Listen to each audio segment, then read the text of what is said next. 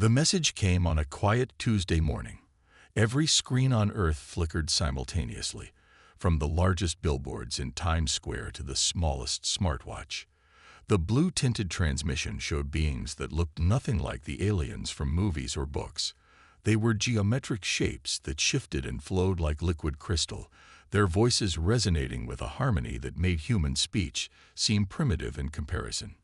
Dr. James Reed almost spilled his coffee as the lab monitors at the Global Science Initiative switched to the broadcast. His colleagues gathered around, their faces illuminated by the ethereal blue glow. The beings called themselves the Arbiters, and they had come with a challenge. People of Earth, the harmonious voice echoed through every speaker, your species has reached a crucial developmental stage. We offer you a chance to join galactic society. But first, you must prove your worth. You have 5 Earth years to develop functional faster than light travel.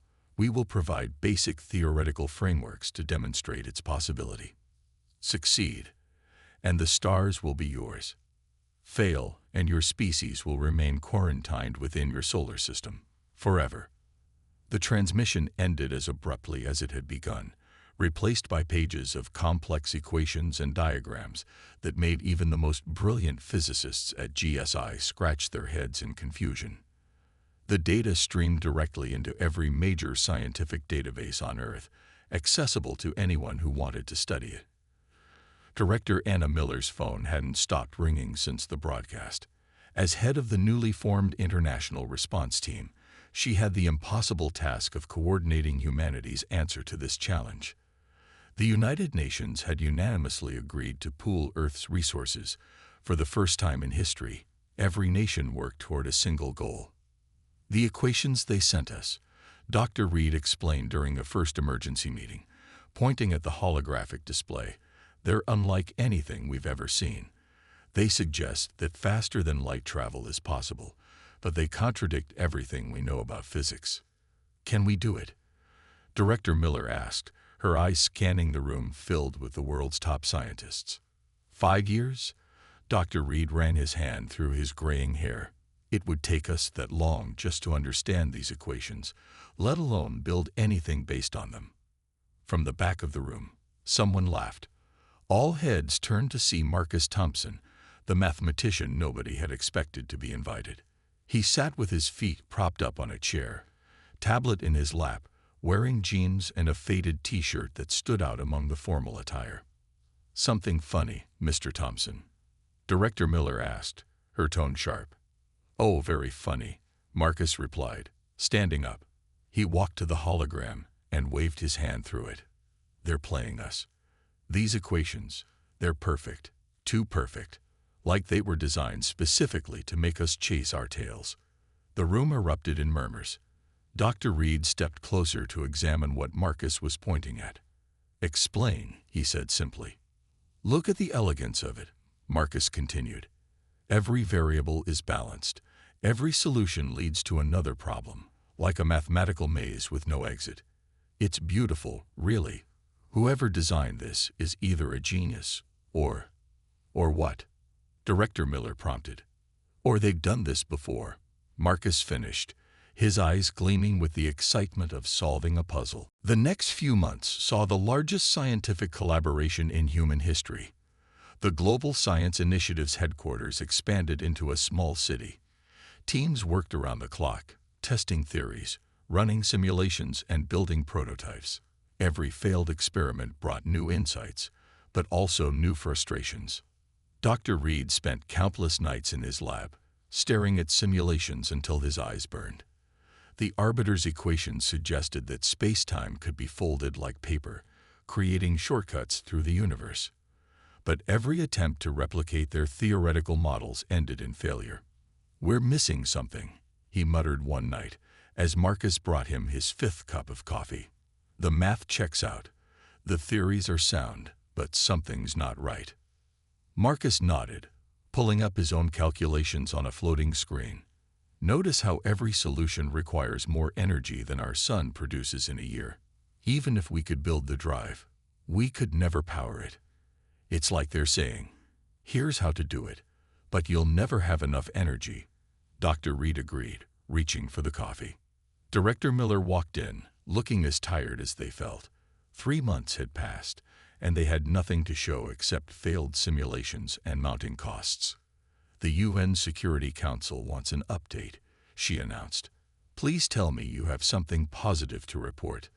Dr. Reed and Marcus exchanged glances. "We can prove it's possible," Dr. Reed offered. "But we can't actually do it," Marcus finished.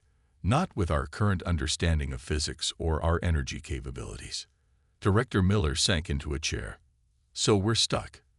They gave us a test we can't pass." "No," Marcus said, standing up suddenly. "They gave us a test they don't expect us to pass. There's a difference." He walked to the main display and pulled up the original transmission. "Look at them," he said, pointing to the shifting geometric forms of the arbiters. "They're so advanced, so different from us. Why give us this challenge? Why now? Why 5 years?" Dr. Reed felt something click in his mind. "Because they've done this before," he whispered, remembering Marcus's words from months ago. "This isn't a test to join Galactic Society. It's something else." Director Miller leaned forward. "What are you suggesting?" "We need to change our approach," Dr. Reed said, his excitement growing. "Instead of trying to build what they showed us, we need to understand why they're showing it to us at all." Marcus was already typing furiously on his tablet. "I can run an analysis of the equations, look for patterns that might suggest." "Do it," Director Miller ordered. "Dr. Reed, I want you to gather every piece of data we have on the Arbiter's technology, their communication methods, everything. If they've done this before, there might be clues in how they interact with us." As they worked through the night, a new understanding began to emerge. The challenge wasn't just about faster-than-light travel. It was about how humanity would respond to an impossible task. The Arbiters hadn't just given them equations. They'd given them a glimpse into a universe that played by different rules. And maybe, just maybe, that was the real key. Humanity didn't need to solve their puzzle. They needed to understand why the puzzle existed in the first place. As dawn broke over the GSI complex, Dr. Reed looked at his team, their faces tired but determined. In just a few months, they'd learned more about physics than humanity had in the previous century. The Arbiters might have set them up to fail, but in doing so, they'd pushed humanity to think in ways they never had before. And that, Dr. Reed realized, might be the most valuable outcome of all. 2 months had passed since Dr. Reed's team made their breakthrough realization about the Arbiter's challenge. The Global Science Initiative now hummed with a different kind of energy.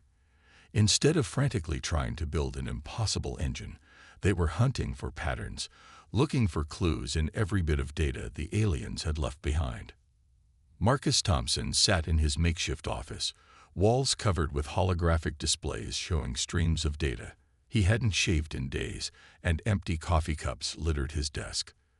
But his eyes were bright with excitement as he called Dr. Reed and Director Miller to see his latest discovery.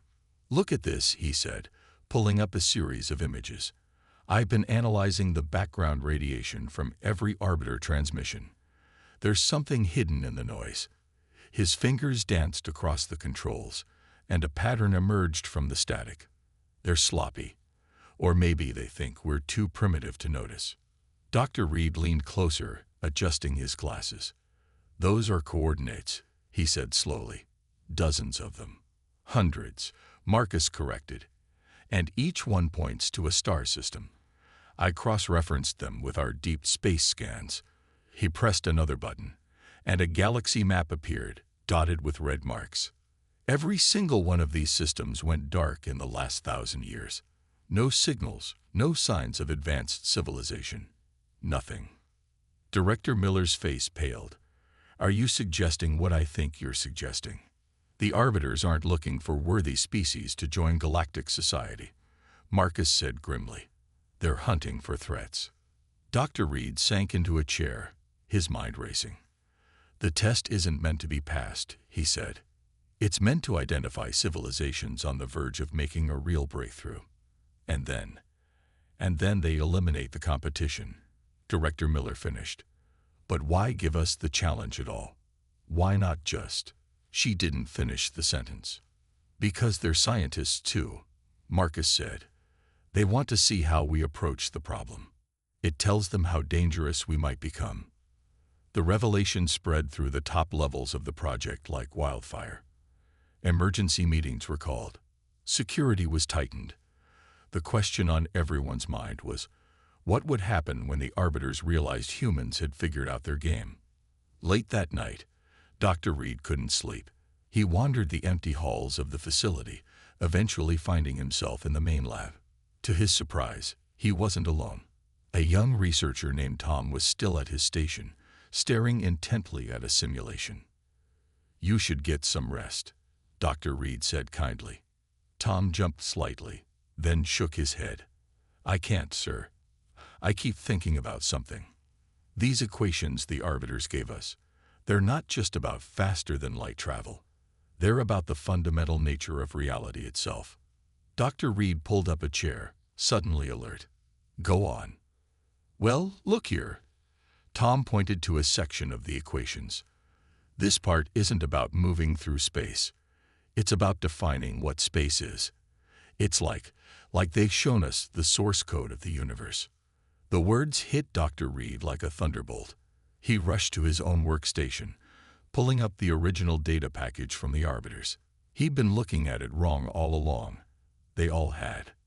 "Get Marcus," he told Tom, "and Director Miller. Now." Within an hour, the core team had assembled. Dr. Reed could barely contain his excitement as he explained what Tom had helped him realize. "The arbiters didn't just give us a challenge," he said, pacing back and forth. "They gave us their understanding of how reality works. They'd probably thought it was safe because we'd be so focused on trying to build a faster-than-light drive that we'd never see the bigger picture." Marcus was already typing, his eyes wide. "They wrote the rules," he muttered. "They wrote the actual rules of physics as they understand them. And if we can understand their rules," Director Miller started, "we might be able to change them," Dr. Reed finished. The next few weeks were a blur of activity.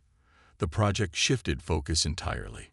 Instead of trying to build an engine that could travel faster than light, they began exploring ways to alter the speed of light itself. Every failure brought new understanding, and every success, however small, proved they were on the right track. But they weren't the only ones making discoveries. The arbiters had been watching, and they'd noticed the change in human activity. Their next transmission came without warning, filling every screen, just as the first one had. "Your efforts have been noted." The geometric forms shifted as they spoke. "We observe that you are pursuing unexpected approaches." Director Miller, now prepared for such communications, stepped forward to address them. "We are exploring all possibilities within the parameters you provided," she said carefully. The arbiters' forms flickered. "Your species shows concerning patterns of development. Perhaps we should revise the terms of our challenge." The terms were clearly stated. Director Miller replied firmly. 5 years to develop faster-than-light travel. We still have 3 years and 7 months remaining." There was a long pause before the arbiters responded. "Continue your work. We will be watching with interest." After the transmission ended, the room erupted in urgent discussions. They'd drawn attention, and not the good kind. But they'd also confirmed something important. The arbiters were worried. "They know we're onto something," Marcus said, grinning despite the tension. "They're not used to species thinking outside their box." Dr. Reed nodded, but his expression was serious. "We need to be more careful now. Every transmission, every test, everything we do needs to look like we're still trying to solve their original challenge." "A cover story," Director Miller agreed. "We'll make it look like we're failing in exactly the way they expect us to fail." As the team dispersed to implement their new security measures, Dr. Reed stayed behind with Marcus and Director Miller. They stood at the window, looking out at the sprawling research complex that had become humanity's best hope for survival.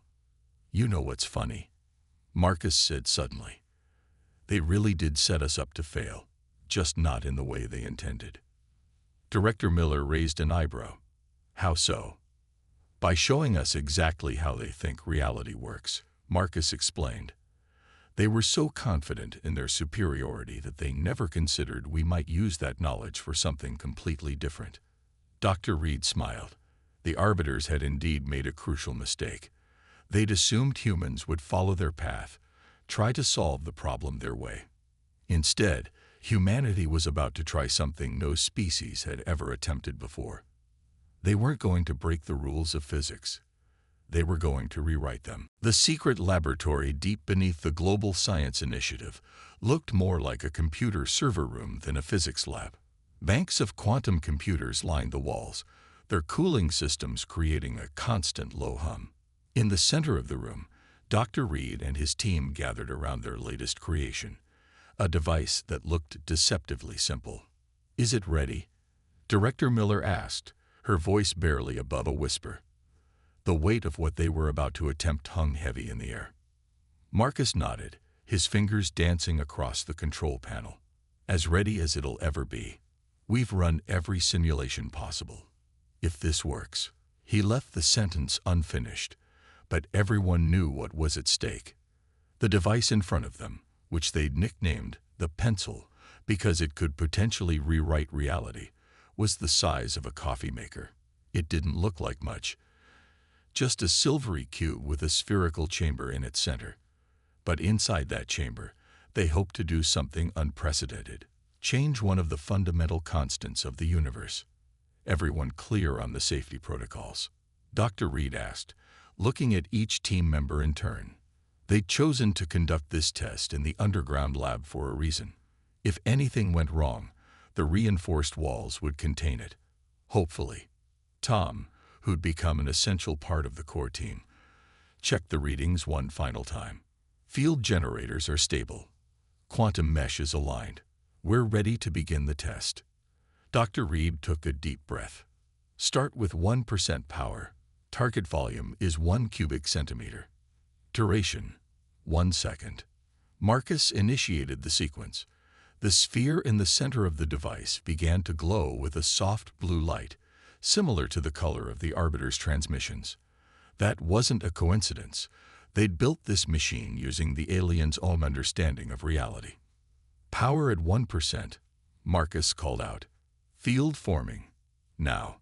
For a moment, nothing seemed to happen. Then the light inside the sphere changed. It didn't bend or distort. It simply moved differently, as if that tiny space had different rules than the rest of the universe. "Holy shit," Tom whispered, staring at the readings. "It's working. The speed of light inside the field. It's faster." Dr. Reed leaned forward, his heart pounding. They weren't trying to break the light speed barrier. They were changing the speed of light itself within a confined space.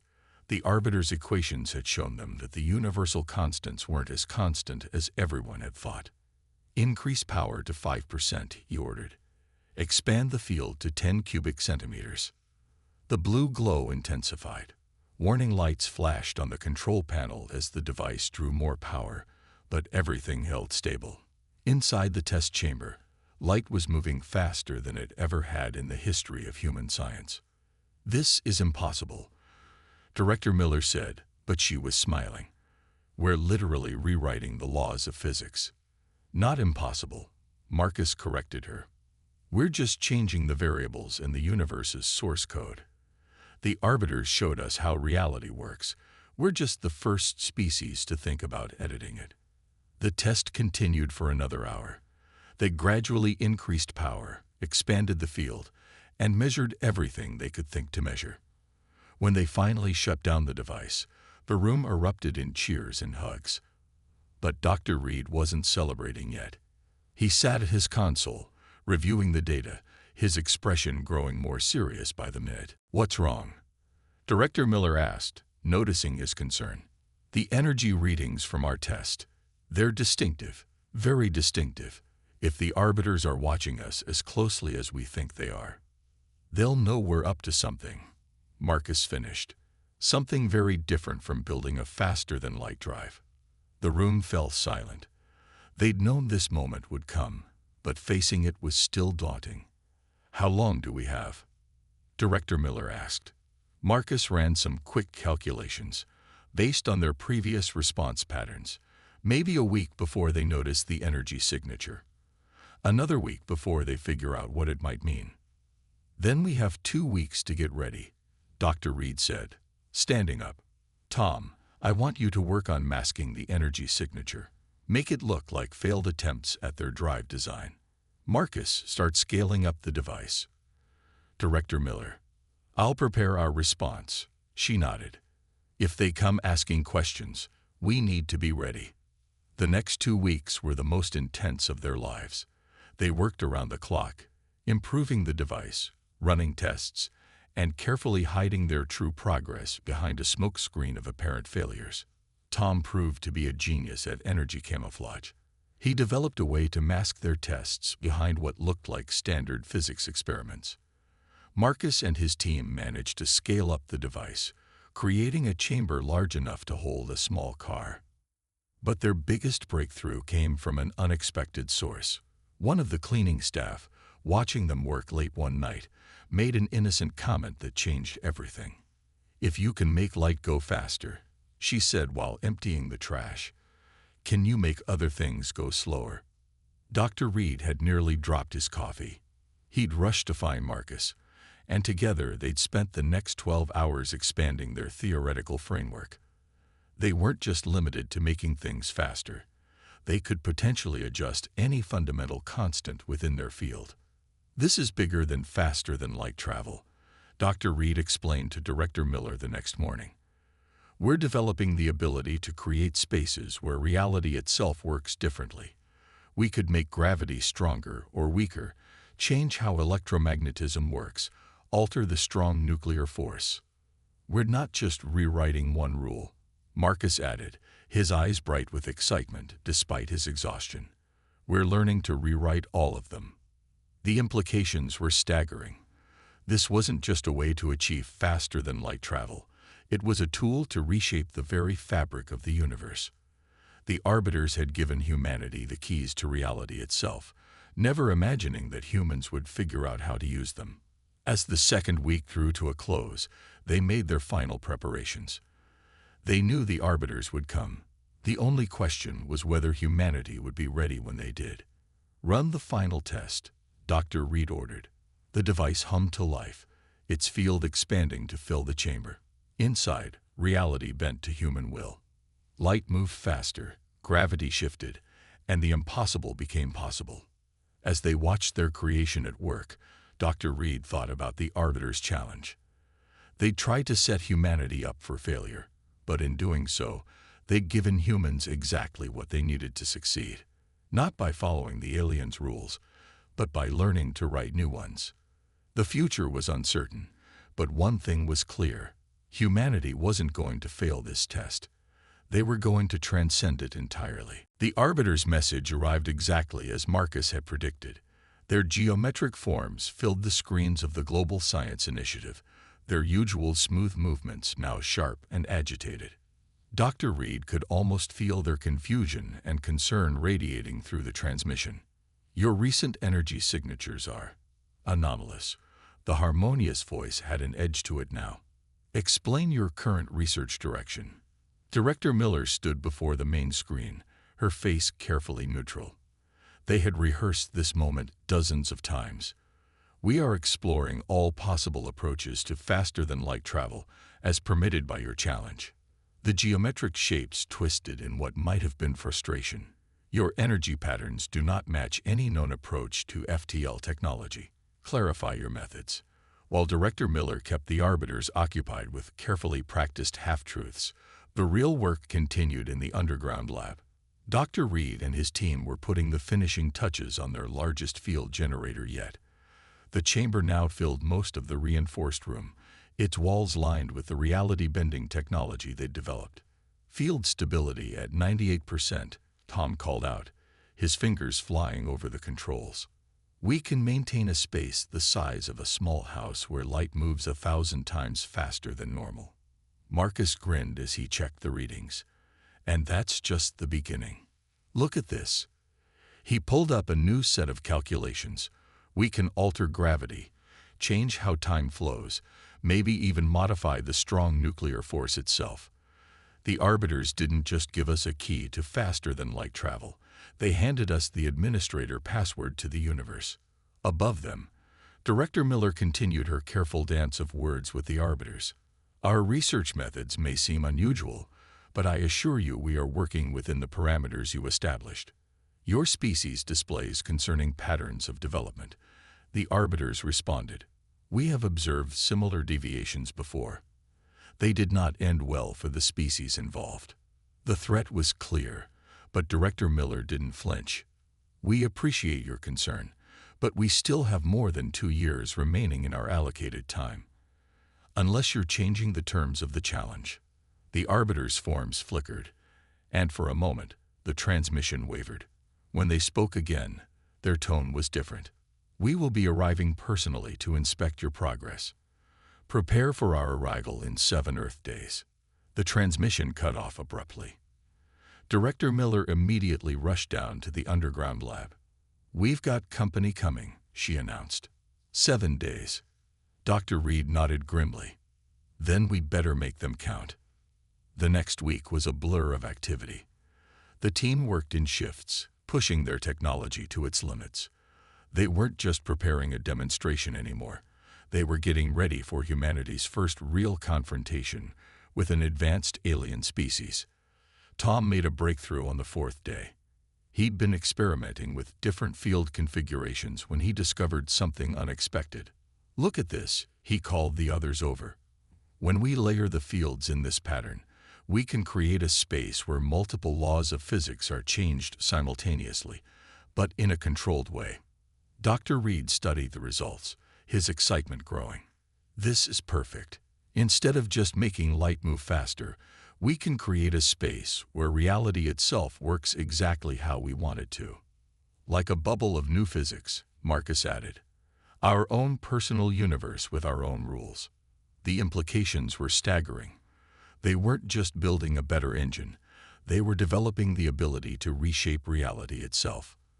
The Arbiters had never seen anything like it, because they'd never imagined a species would take their fundamental equations and use them this way. On the 6th day, they ran their final test. The chamber hummed with power as they activated all systems at once. Inside the field, reality bent to their will. Light moved faster, gravity shifted, and the very fabric of space-time responded to their commands. It's beautiful, Director Miller whispered, watching the displays. Inside the chamber, ordinary physics had been replaced by something entirely new, something created by human ingenuity. The Arbiters arrived exactly on schedule. Their ship appeared in orbit without warning, a massive structure that seemed to bend light around it.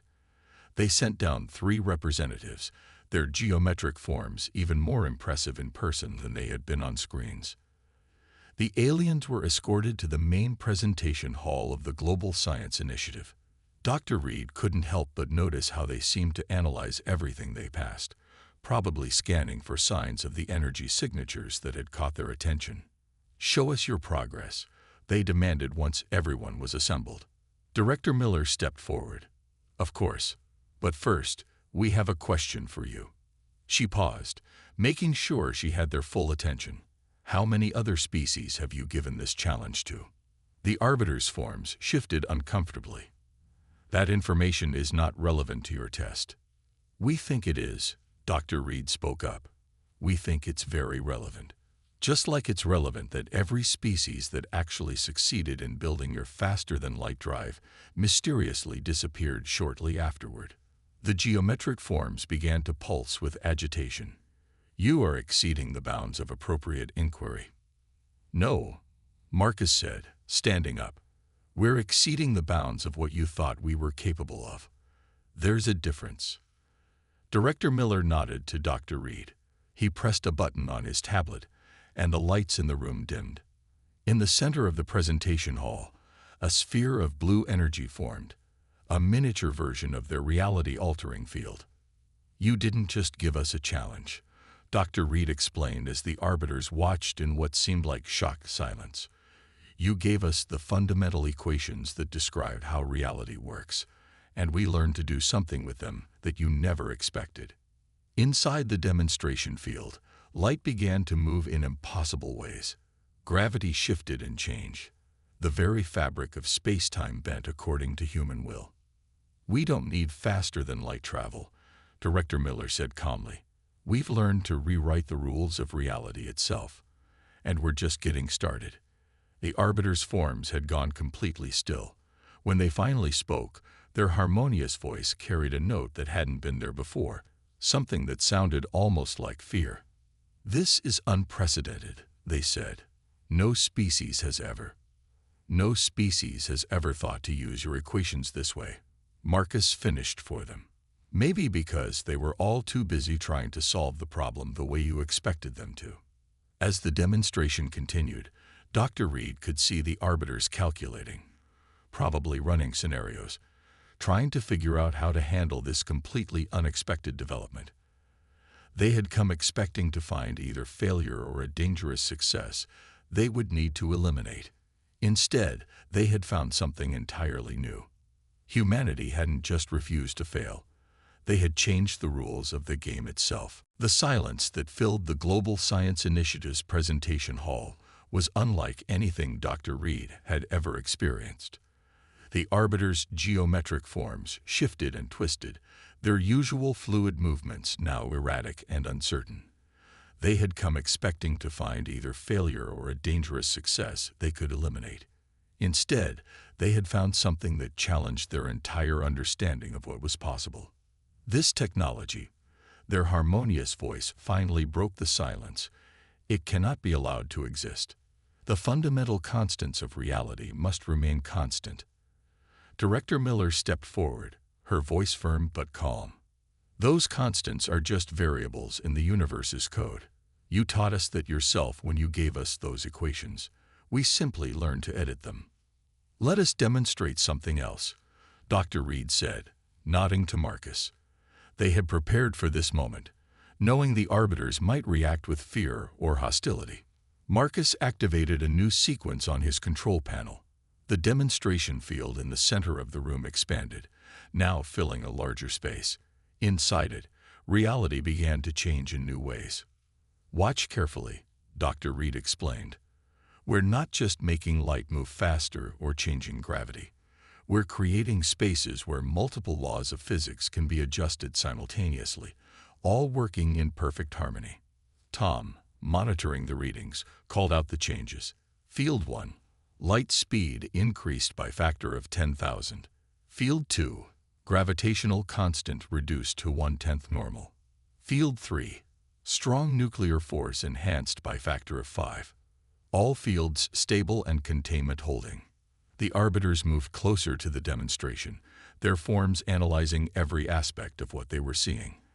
When they spoke again, their voice carried a new tone, something almost like awe. "This should not be possible," they said. "The energy requirements alone are manageable when you understand how to manipulate the underlying fabric of reality." Marcus finished. "We're not fighting against the universe's rules. We're learning to work with them in ways you never imagined." One of the Arbiter forms moved forward, separating from the others. "In all our time observing developing species, none has ever approached the challenge this way. You were meant to either fail or succeed in building the drive we specified. This is unprecedented." Dr. Reed couldn't help but smile. "Humans have a habit of finding unexpected solutions. When you gave us those equations, you didn't just show us how to build a faster-than-light drive. You showed us how reality itself works. And now we have a proposition for you," Director Miller said, stepping into the center of the room. "Instead of quarantine or elimination, we propose partnership." The Arbiter's forms twisted in what might have been surprise. "Partnership? With a developing species?" "Yes," Miller continued. "We know why you give this challenge to emerging civilizations. You're looking for potential threats, species that might one day challenge your dominance of the galaxy. But what if there was another way?" She gestured to the demonstration field, where reality continued to bend and shift according to human will. We've discovered something new here, something that could benefit all species, including yours. We're willing to share this knowledge, to work together instead of against each other." The arbiters conferred among themselves, their geometric forms merging and separating in complex patterns. The team waited tensely, knowing that this moment would determine humanity's future. Finally, the arbiters spoke. "Your species continues to surprise us. We have existed for millions of your years, watching civilizations rise and fall. Most either destroy themselves or must be contained when they become too ambitious. But we chose a different path," Dr. Reed said. "Instead of just trying to go faster than light, we learned to understand why light moves at the speed it does. Instead of accepting limits, we learned to change them." Marcus stepped forward, adding his voice to the discussion. "And we've only scratched the surface. Think about what we could discover together. Your experience combined with our new approach to manipulating reality. We could revolutionize our understanding of the universe itself." The arbiters were silent for a long moment. When they spoke again, their voice carried a different tone, one of decision. "Your proposal has merit, but there must be conditions, safeguards." "Of course," Director Miller agreed. "We understand the power of what we've discovered. That's why we're proposing cooperation instead of competition." What followed was the most extraordinary negotiation in human history. The arbiters, who had come to judge humanity's failure or condemn their success, instead found themselves discussing terms of partnership with a species that had fundamentally changed their understanding of what was possible. As the talks continued, Dr. Reed pulled Tom and Marcus aside. "Start documenting everything," he told them. "Every discovery, every theory, every test result. We're about to enter a new era of scientific exploration." Tom looked at the arbiters, then back at Dr. Reed. "Do you think they'll really share their knowledge with us?" "They don't have much choice," Marcus grinned. "We've shown them something they've never seen before. Their curiosity is stronger than their fear now." The final agreement was reached as Earth's sun was setting. The arbiters would share their vast knowledge of the universe, accumulated over millions of years. In return, humanity would share their insights into manipulating reality itself. Together, they would explore the new frontier that human ingenuity had opened up. As the arbiters prepared to return to their ship, their forms now moving with their usual fluid grace, they turned to address the team one last time. "We set this challenge expecting either failure or a predictable success," they said. "Instead, you have shown us that there is still much to learn, even for beings as old as we are. Perhaps that is the greatest test of all, the ability to recognize when one's assumptions must change." Director Miller smiled. "That's the thing about humanity. We don't just break barriers. We figure out why they existed in the first place, and then we decide if they need to be there at all." As the arbiters departed, their ship vanishing into the darkening sky, Dr. Reed stood with his team, watching through the facility's windows. They had done more than pass an impossible test. They had changed the rules of reality itself, and in doing so, they had changed the future of both humanity and their would-be judges. "So," Marcus said, breaking the contemplative silence, "what do we rewrite next?"